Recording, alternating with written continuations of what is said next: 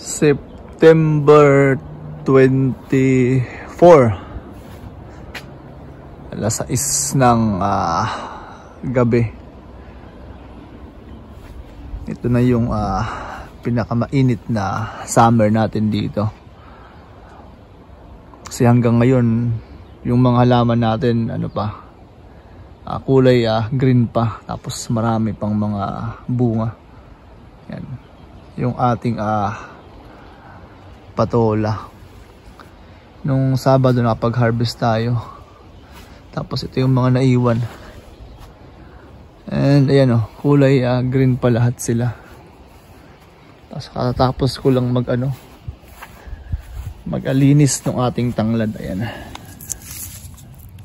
So tinatali natin para ilagay natin sa ziplock, tapos panggamit natin sa winter.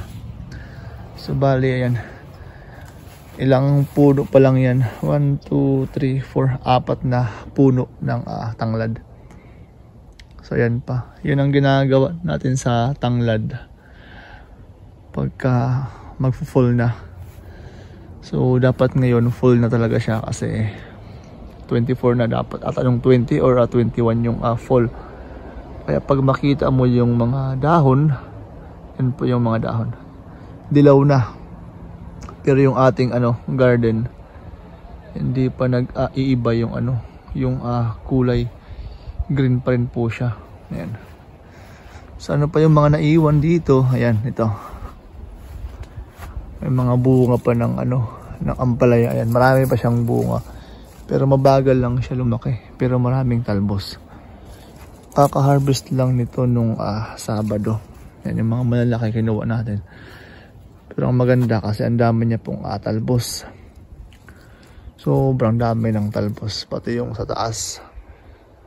And bago mag-frost, kailangan tayo makapag-save niyan para sa winter. Yan. Mga bunga pa. Ang daming talbos ang ganda. Wow. Sardinas. May mga bunga pang malalaki dyan. Yan ilalim. Yan.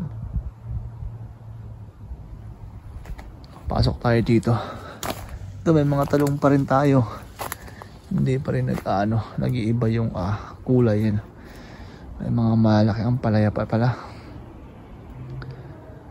So hindi tayo nakakapag-vlog kasi busy. Tapos yung mga bata may school na, kaya hindi pa tayong apple. Actually marami tayong apple na-harvest na po natin. Yan. Mga bunga pa.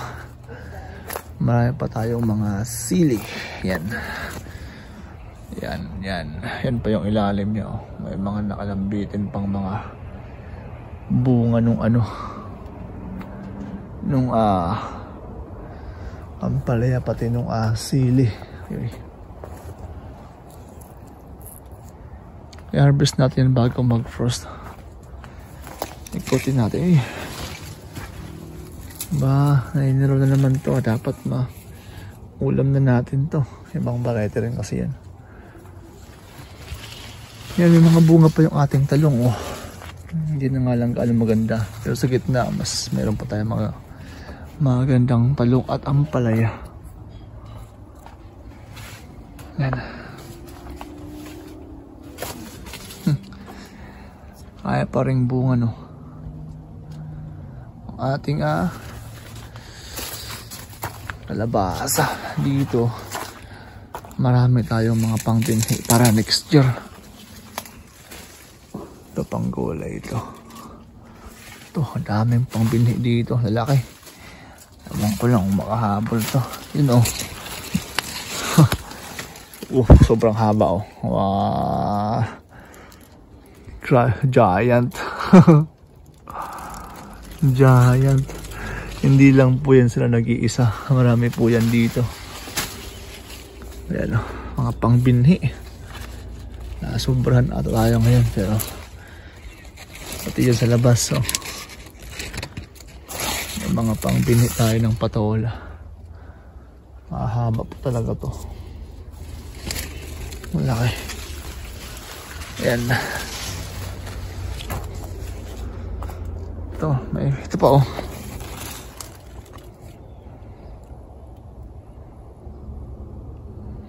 Haba. Ikutin natin yung ating garden ngayong gabi.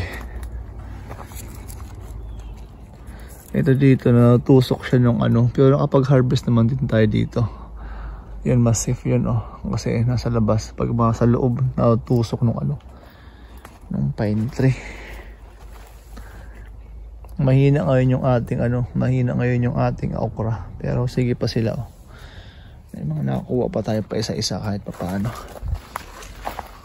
Okay, kangkong natin oh, nanilaw na. Hindi ganong maganda ngayong taon, pero kahit pa paano okay pa rin siya. Yan, yung mga talong. Kung mapapansin nyo, kulay green pa rin po siya. Yan oh. Hindi nga maganda sa video kasi medyo lubog na yung araw. Yan. Yan. Yan hanggang dun. So ang meron tayong marami ngayon is upo, tsaka may mga cantaloupe pa tayo. Ito na-harvest na natin to pero mga ano na to mga sanga. Pinakain kasi sila ng ibon no, pero mga talbos yan okay pa yan pwede pa yan pang ano, pang gulay. Dito maraming talong, nakatago nga lang sila. Marami pa actually, parang wala pang ano, wala pang balak mag frost ba.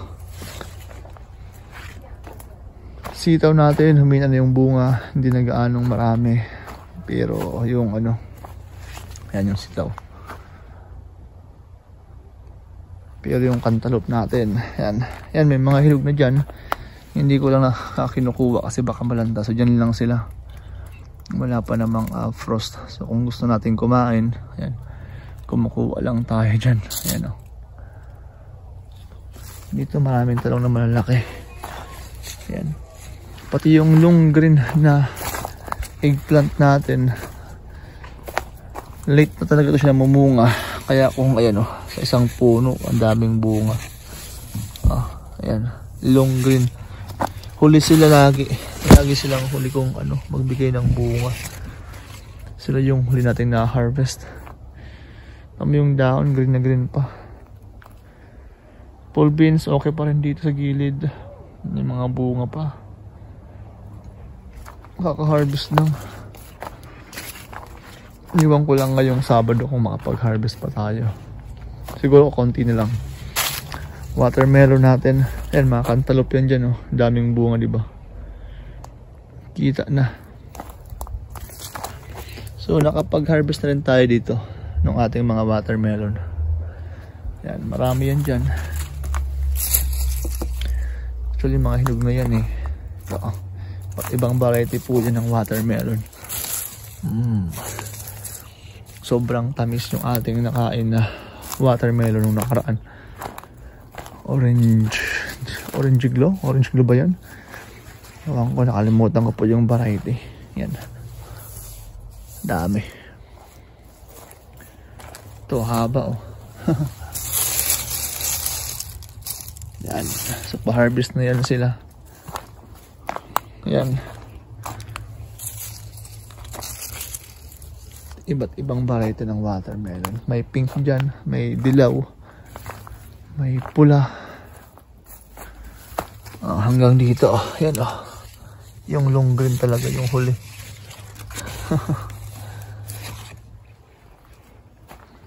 Ito may mga sitaw pa naman tayo kahit pa paano. Pang pinakbit, kasya pa. Pwede pa. Nakakapagpakbit pa tayo. May mga kaunting pabunga-bunga na maliliit pero hindi na siguro mabubuo. Kasi yung panahon nga. Yan. Dito. Pero paglabas mo dito, okay pa yung mga talong dito. Ayan. Marami pa rin bunga sa ilalim po yan.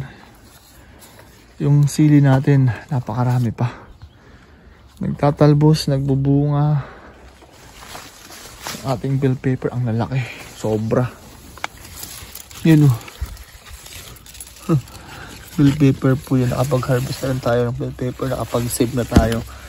Nakapag-freeze na tayo ng bell pepper. Dito, kailangan mong tingnan. Kasi minsan naghahalo yung bunga ng patola.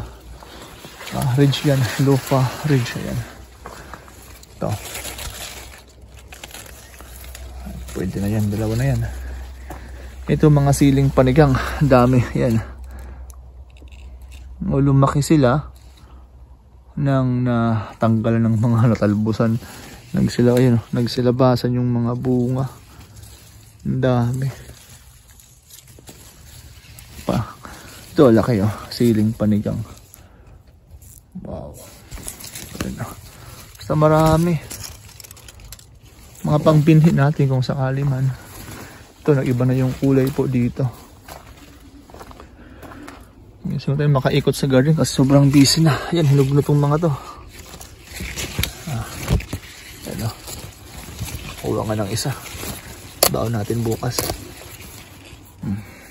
Kinakain ko lang ito ng ganito.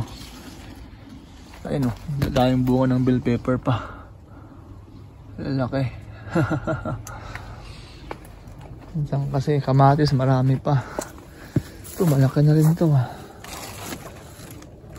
May mga bunga pa, mga umahabol pang bunga. Ito yung mahirap dito pag ganito na. Palamig na, manghihinayang ka na kasi ang dami ng bunga. So, papamigay natin yan. Yan, sobra naman yan. Masyadong marami. Yan. Dami bunga. Ito, pati ito. Kamatis. Lugbati, okay pa rin. Green pa yung ating palibot. Diba? Ang ganda pa rin. Yan. Ito, marami ba tayong makukuhang pantalbos? Ayan. Yung ating kamote. Kinakain nga ng slug pero pwede pa. Panalo pa rin tong mga to. Kinakain ng slug. Kaka-harvest na to kanina. Ginulay po natin yung mga talbos na yan. Pagpunta natin dito, yan, kahapon yan, galing dito. Tinanggal ko para magkaroon ng araw to kasi dahil pa rin bunga. Yung iba minsan hindi mo na alam. Nasa loob na pala, gaya nito Sobrang laki, pangbinhi. Sobrang laki. Tapos yan, mga pangbinhi na yung mga yan. Yung iba, pwede pa natin maibigay yung mga yan. Harvest natin. Super dami ng bunga ng upo. Hindi sila tumitigil hanggang ngayon. May mga bulaklak. May mga maliliit. May mga humahabol. Gaya na ito. Isang linggo lang, malaki na. Ayan. Grabe. Dito yung mga long green pa tayo. Dito okra, namumulaklak pa lang. Ngayon pa lang sila possible. Nahuli. Kumbaga nahuli ang okra natin ngayong taon. Kasi kung mapansin mo naman, sobra naman, grabe naman ang dinanas ng ating mga halaman, di ba? Binagyo, nag-snow, nilamig, hinangin. Yan. Puntahan yan. Sinya, okay pa. Kalamansi, medyo malaki ng bunga. Dami yan. Yun yung Adjo Charapita. Ipapasok natin yan kasama tong mga to. Ito pa, harvest ko pa to bukas. Papaya, hindi man nabuo yung mga unang bulaklak.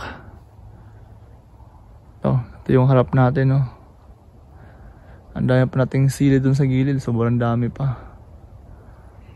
Yan. So maganda pa yung ating palibot ng ating garden. Yan. Saglit na ikot lang. Ito yung sinasabi kong malaki, pinakamalaki Binhi din yan. Panik siya. Ayan, may mga humahabol pang mga bunga Grabe. Kahit sa lapag namumunga. Dito yung gabi natin, in-harvest ko na. Ang ginawa ko ganito. Ayan. Marami tayong mga carrots din dito. Yan o. Carrots.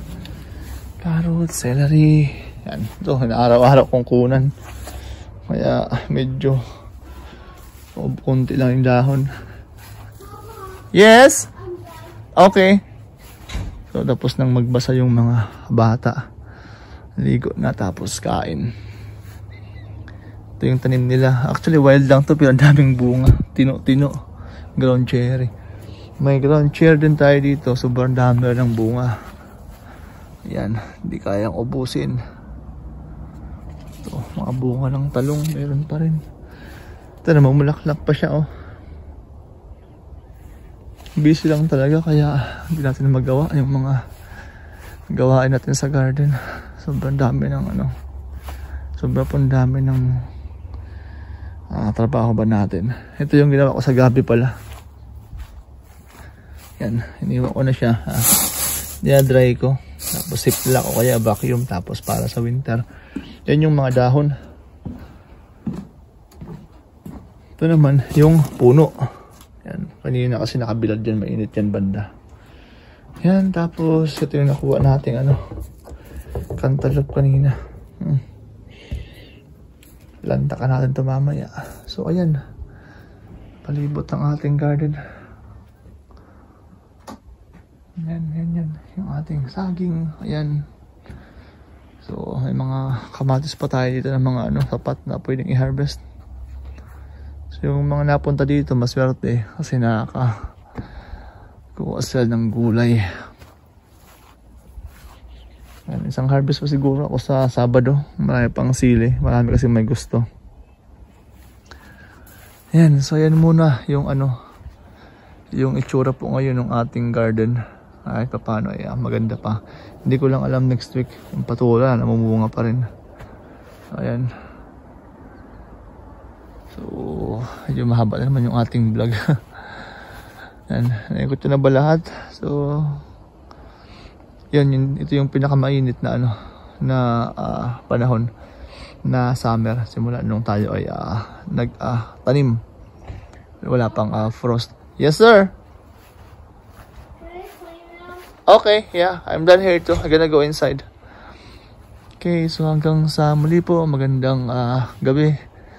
And ang daming bunga ng ating patula. Maraming salamat po.